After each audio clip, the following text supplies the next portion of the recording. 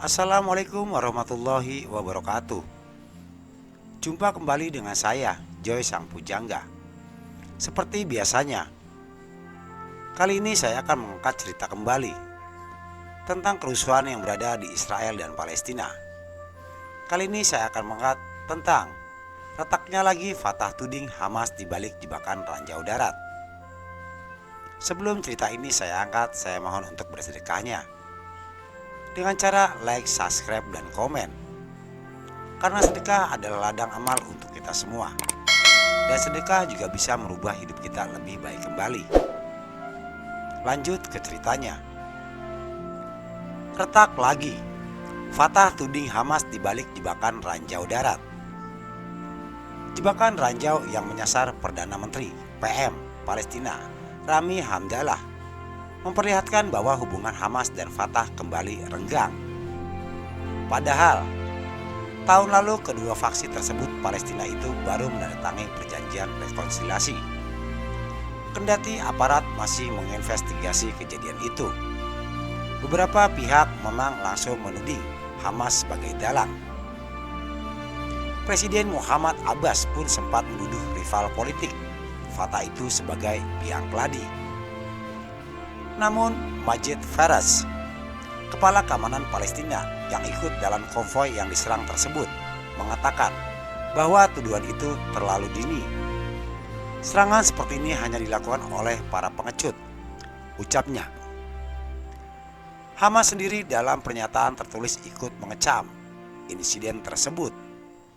Kelompok yang menguasai wilayah Gaza tersebut berjanji memburu pelakunya. Selain kerugian materi, ledakan yang menimbulkan lubang besar di jalan aspal tersebut mengakibatkan 2 pengawal PM terluka ringan. Saya harap kejadian ini akan menjadi jalan untuk mengakhiri sengketa 2 kekuatan politik Palestina, ungkap Hanan Asrawi, pejabat senior Palestina di tepi barat. Ini bukti Hamas sudah lebih jinak kepada Israel. Hamas tampaknya benar-benar serius menghormati setiap poin dalam perjanjian rekonsiliasi dengan Fatah, termasuk tidak melakukan aksi militer terhadap Israel. Komitmen Hamas ini benar-benar diuji ketika Israel mengebom terowongan di Gaza yang menyebabkan 7 orang menemui azal Senin 30 Oktober malam lalu. Demi rekonsiliasi, Hamas rela menahan diri. Tidak ada serangan balasan ke negara Zionis tersebut. Padahal, jika ada kejadian seperti itu, Hamas biasanya langsung menghujani Israel dengan roket-roketnya. Militer Hamas masih berkuasa di Gaza. Mereka memiliki 25.000 personil yang bersenjata lengkap. Tidak ada pembicaraan soal pelucutan senjata milik Hamas dalam rekonsiliasi yang difasilitasi Mesir Oktober lalu. Pada hari kejadian, Hamas memang sempat bereaksi keras. Maklum, 2 di antara korban adalah anggota Brigade Is Edine Al-Qassam milik Hamas. Serangan itu merupakan perang terhadap penduduk Gaza, bunyi pernyataan Hamas di akun Twitternya ketika itu. Hamas menuding Israel ingin menghancurkan rekonsiliasi antara Hamas dan Fatah. Serangan Israel tersebut memang hanya berselang 2 hari dari jadwal sehari terima kekuasaan Hamas di jalur Gaza ke Fatah sebagai bagian dari rekonsiliasi nasional. Menanggapi serangan itu, Fatah meminta ada diskusi dulu untuk memberikan respon yang tepat terhadap serangan Israel. Kedua pihak tampaknya setuju tak melakukan balasan.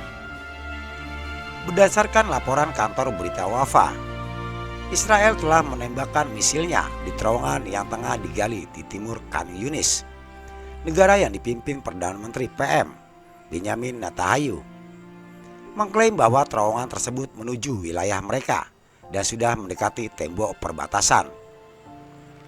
Versi Israel, peledakan dilakukan di balik tembok perbatasan sisi mereka. Juru bicara militer Israel, IDF, Ronen Meneles, mengungkapkan terowongan itu sudah lama dimonitor sebelum akhirnya diledakkan. Dia mengungkapkan Mereka tidak bermaksud membunuh orang-orang di dalamnya. Sebagian besar korban harus kehilangan nyawa karena menghirup asap secara berlebihan saat mencoba menyelamatkan orang-orang di dalam terowongan setelah serangan. Keberhasilan penghancuran terowongan itu disambut baik oleh Natahayu. Kami akan menyakiti mereka yang mencoba menyakiti kami.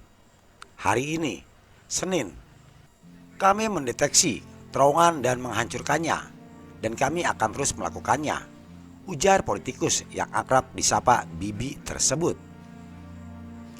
Israel memiliki proyek pembangunan tembok bawah tanah sepanjang 60 km yang membentang perbatasan di Gaza. Tembok yang memakan anggaran 11 miliar, 13,6 triliun, itu juga dilengkapi dengan sensor khusus. Proyek tersebut selesai pada pertengahan 2019 mendatang. Sejak 2008, Israel melakukan 3 serangan ke jalur Gaza. Serangan terakhir terjadi pada 2014 yang mengakibatkan 2.200 penduduk Palestina tewas. Sebanyak 500 diantaranya adalah anak-anak. Dari pihak Israel, ada 66 tentara yang tewas dan 7 lainnya merupakan penduduk sipil. Saat itu Hamas kerap menggunakan terowongan untuk menyerang pasukan IDF. Hamas berjanji tak gempur Israel lagi. Penduduk Israel yang tinggal di dekat Gaza sekarang bisa tidur lebih nyenyak. Pasalnya, Hamas yang selama ini getol meluncurkan roket ke pemukiman mereka sudah berjanji tidak akan berulah lagi.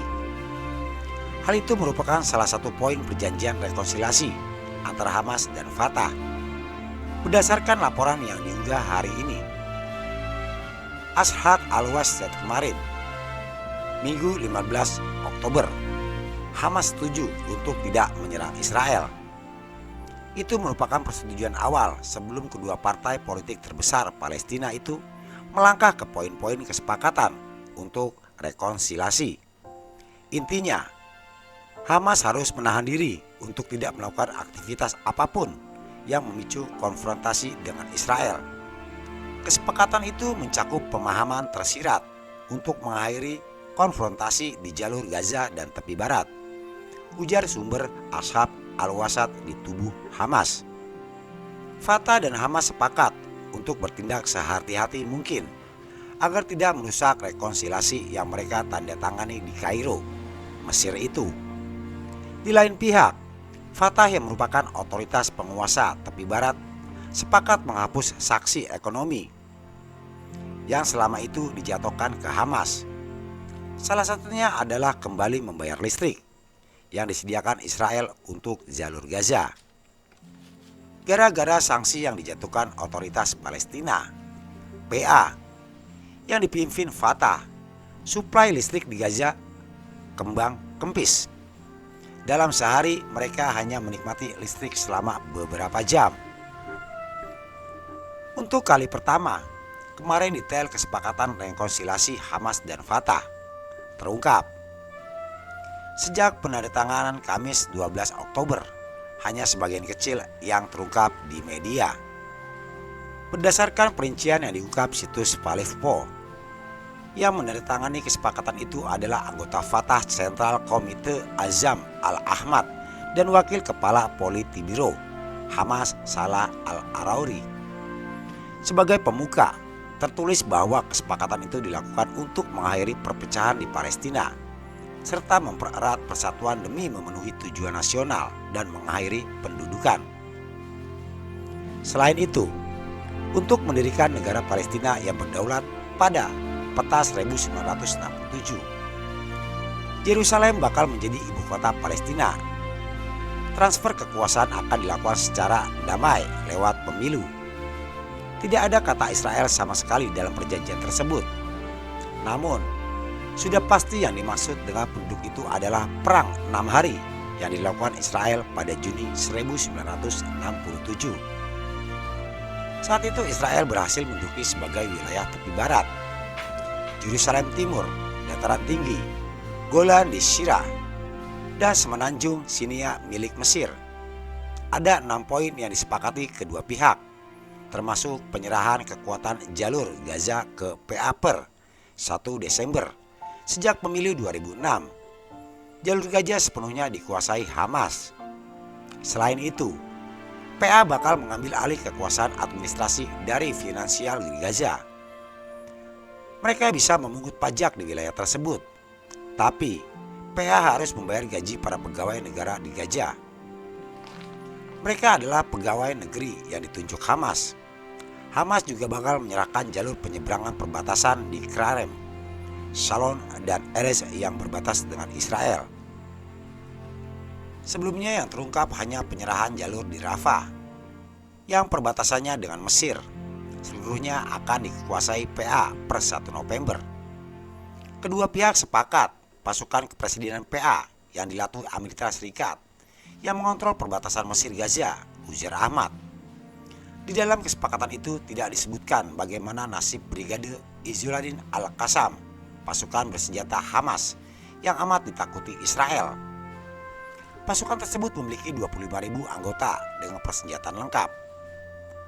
Pasca rekonsiliasi berujung ulang, Israel menuntut agar Brigade Izzuddin Al-Qassam dibubarkan dan persenjataan mereka dilucuti. Sementara itu, mantan Perdana Menteri Inggris Tony Blair menyatakan bahwa keputusan dan para petinggi dunia lain yang membawa serta Hamas ke meja perundingan pasca kemenangan mereka dalam pemilu Palestina pada 2006 adalah salah besar. Salah itu Blair malah mendukung boikot dan penghentian bantuan ke Palestina. Itu adalah sebuah sekilas cerita tentang pertempuran dan kerusuhan yang terjadi di Palestina dengan Israel.